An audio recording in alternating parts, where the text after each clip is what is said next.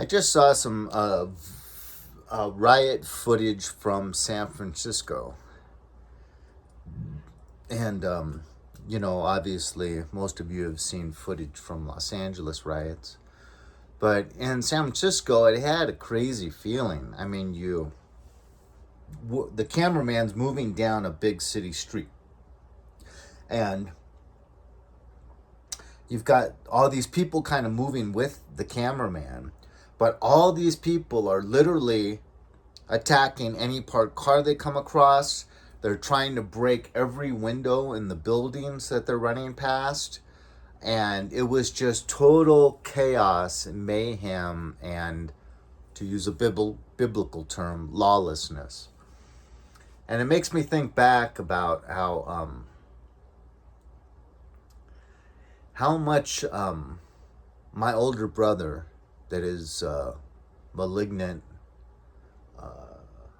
narcissist, how much he just loved breaking things, literally lived for throwing rocks at the RTD buses, rapid transit, I forget what the D stands for, in Los Angeles, and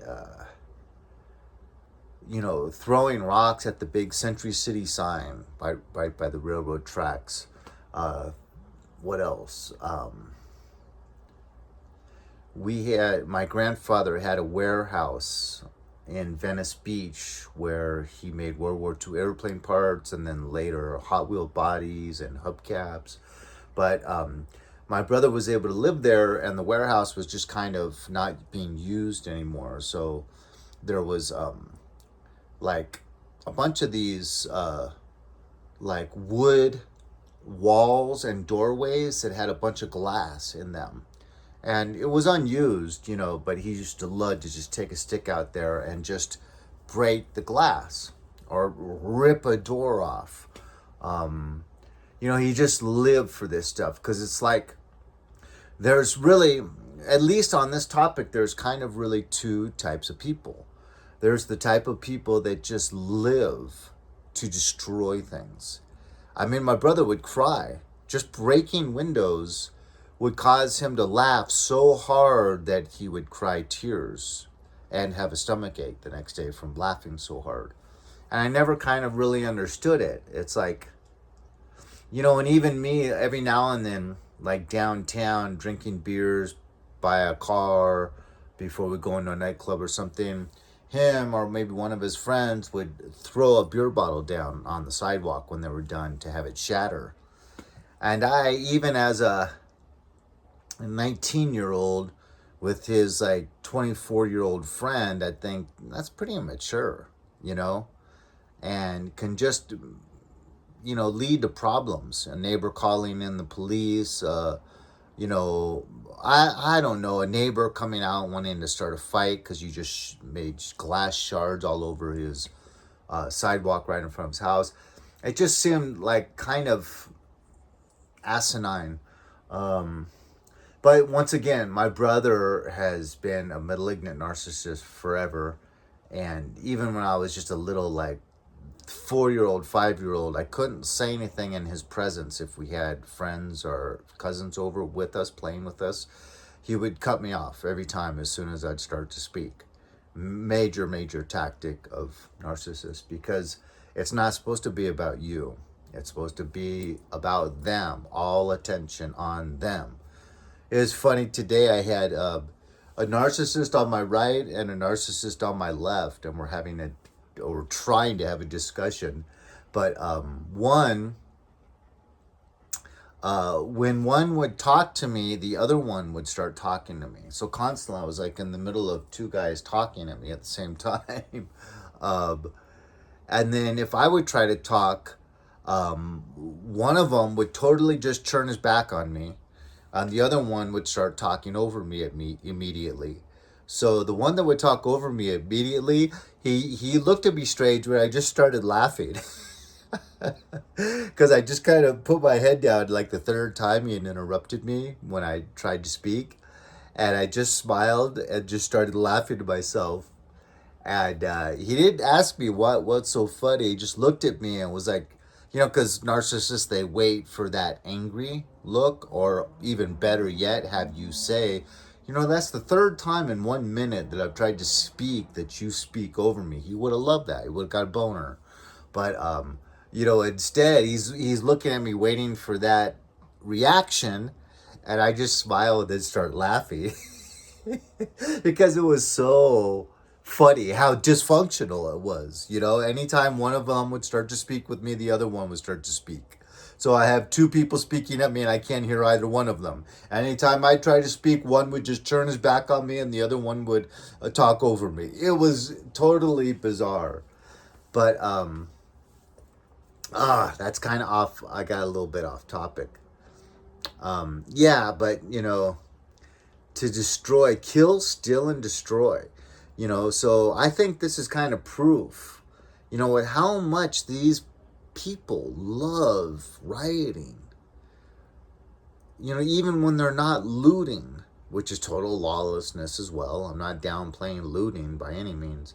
But just going out and destroying things in their city, it's really mind-boggling. But I think it does show you, because, I lived 55 years of my life in Los Angeles. And in 1992, you had the Rodney King riots. But, I mean, that was terrible footage of this guy. Now, granted, he was a very intimidating, very large African-American. But no matter what, he just was like hell-bent, almost possessed, to do the exact opposite of whatever the police officers told him. So they'd say, down on the ground, and he wouldn't go down the ground, and they would take the batons and hit his legs until he kind of had to go down to his knees at least. But then he would start to get back up, and they'd start beating his legs again. And he was crying out in pain and everything. But no matter what, he was out to show them that I'm not going to listen to anything you tell me. So, FAFO, F around and find out. But anyways, all the blacks in Los Angeles were seeing that footage ad nauseum on the news over and over and over.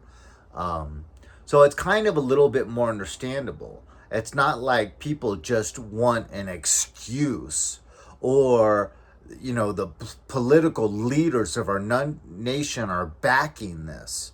This is an old tactic, third world tactic. It's been used very successfully for hundreds of years, is that the party that lost the elections tries to stir up the populace to riot nonstop and have total chaos and mayhem, so that it reflects badly on the ruling regime. And that's exactly what's going on. And I'm sure Gavin Newsom would have loved it if Trump never sent out the but anyways, I'm going off topic again. But anyways, you have these types of people that just live for kill, steal, and destroy. And I think this is a good indicator that we are in the end times, because I've never seen so many people that love hating. They say they want to live here, don't deport us, and yet they're burning American flags, urinating on American flags, taking a dump on American flags. And it's everyone's really perplexed on, you're waving Mexican flags and you're burning American flags, and yet you're saying, don't deport us to Mexico, we want to stay here. So it's a little bit confusing. But, the devil's tactics aren't always the smartest. It's mainly just that love of destruction that you're seeing. And that, to me, is definitely an indicator of the times that we're living in. God bless.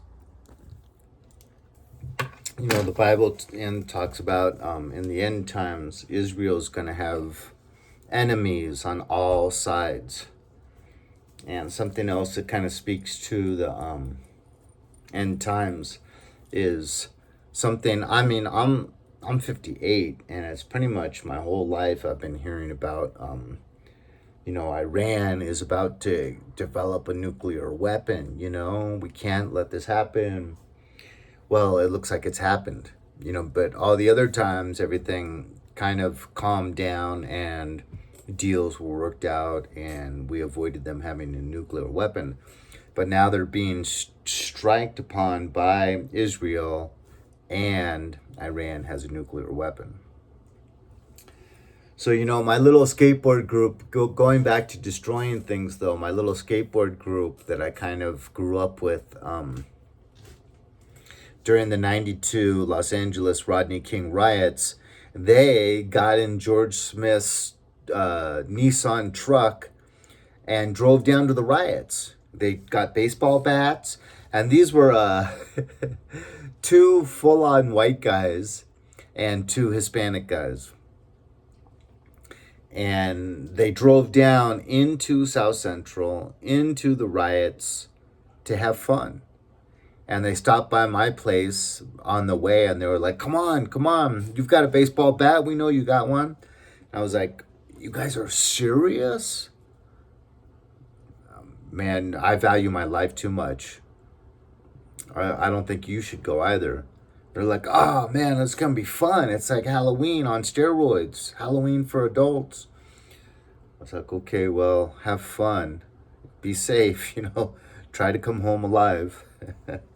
But, that's the kind of friends I grew up with.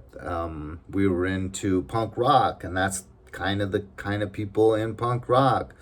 There was like the slamming pit at most punk rock shows, and it was literally like controlled chaos, and it was like almost fighting everyone in the pit without fighting anyone. So the way you would dance is you would just slam into people with your elbows. And